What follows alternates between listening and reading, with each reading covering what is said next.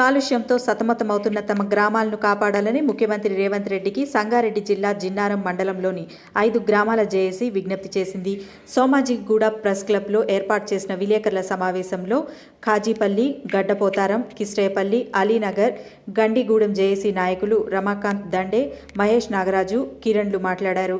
తమ ప్రాంతాల్లో ఏర్పాటు చేసిన ఫార్మా కెమికల్ పరిశ్రమలు నిబంధనలు పాటించకపోవడంతో ఆ ప్రాంతాల్లో నివసిస్తున్న ప్రజలు, మూగ జీవాలపై తీవ్ర ప్రభావం చూపుతున్నాయని, ఇలా పారిశ్రామిక వ్యర్థాలు వాయులతో కలిసి తమ గ్రామాల ప్రజలు తీవ్ర అనారోగ్యాల బారిన పడటమే కాక మూగజీవాలు అంతరించిపోతున్నాయని ఆవేదన వ్యక్తం చేశారు.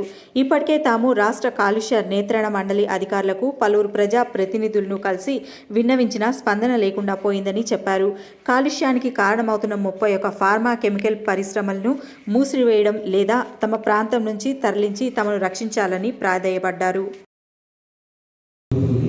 అయితే ఈ గాలి పరిస్థితి మా దగ్గర ఉండాలి. ఒకసారి చిన్నపిల్లలు అస్వస్థతకు గురై హాస్పిటల్లో అడ్మిట్ అయినటువంటి సందర్భాలు ఉన్నాయన్న.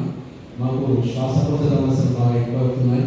అట్లాగే జుట్టు ఈ నీళ్ళ వల్ల జుట్టు రావడం, చర్మ సమస్యలు, ఇట్లా మొదలైన సమస్యలు చాలా వచ్చి మా గోడు విన్నపించుకుంటాము. ఈ కాలుష్యాన్ని కంపెనీస్ ఏవైతే ఉన్నాయో ఇక్కడ నుంచి పంపించేసేయాలి, శాశ్వత పరిష్కారం ఇవ్వాలి. ఇక్కడ నుంచి కంపెనీస్ పోయినట్టయితే మా జీవితాలు అందరూ కూడా బాగుంటాయి. ఇక్కడ జీవనోపాధి కోల్పోతున్నారు, ఈవెన్ ఆరోగ్యంగా ఖరాబ్ అవుతున్నారు. మనకు అబార్షన్స్ కానీ, హెయిర్ ఫాలింగ్ కానీ, హెల్త్ సమస్యలు ఎన్నో ఉన్నాయి. ఈ హెల్త్ ఎమర్జెన్సీగా ప్రకటించాలని ఈ సభాముఖంగా సీఎం గారిని కోరుతున్నాము. హెల్త్ ఎమర్జెన్సీ వచ్చినట్టయితే ప్రజల ఆరోగ్యం మెరుగుపడుతుంది. మాకు మంచినీటి వసతి లేదు. దీనికి మంచినీటి 200 లీటర్స్ చొప్పున అందరికీ కూడా ఈ కాలుష్య గ్రామాలకు సుప్రీంకోర్టు మా ఆరోగ్య భద్రతకు ముప్పు ఏర్పడింది. దీనికి ఆరోగ్య భద్రత చాలా important. Public safety, public health చాలా నష్టం జరుగుతుంది. అక్కడ లేదు, నీళ్ళు కూడా లేవు. మంచిగా నీళ్ళు కానీ ఈ మంచినీటి సౌకర్యం కూడా ఈ ఊరికి లేదు. మొన్న బస్ సౌకర్యం దామోదర్ ఉన్నాయి. మినిస్టర్ గారిని హెల్త్ ఎమర్జెన్సీ ప్రకటించాలి. ఈ గ్రామంలో తగిన నివారణ. నమస్తే, నా పేరు రమాకాంత్. నేను న్యాయవాది, ఖాజీపల్లి గ్రామానికి చెందిన యువకుని. ఇక్కడ కాలుష్య పోరాటం మీద జేఏసీ తరఫున మేము గత 3 నెలల నుంచి ఈ పోరాటం చేస్తున్నాము. ఈ కాలుష్య రహిత గ్రామంగా తీర్చిదిద్దడానికి మా యువకులందరం కూడా ప్రయత్నం చేసి మెంబర్స్ మేము అందరం పోరాటం చేస్తున్నాము.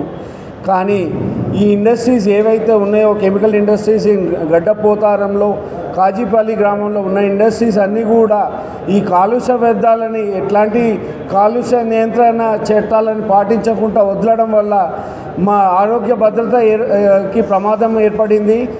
మళ్ళీ వాగులు, కుంటలు, చెరువులు అన్నీ ఖరాబ్ అయిపోయినాయి. చాలా ముప్పు ఉంది. అందుకే ఈ పాత్రికేయులను అందరినీ కూడా ఈ ప్రెస్ క్లబ్ ద్వారా ఇన్వైట్ చేసి ఈ సమావేశం ఏర్పాటు చేశాను ఈ రోజు.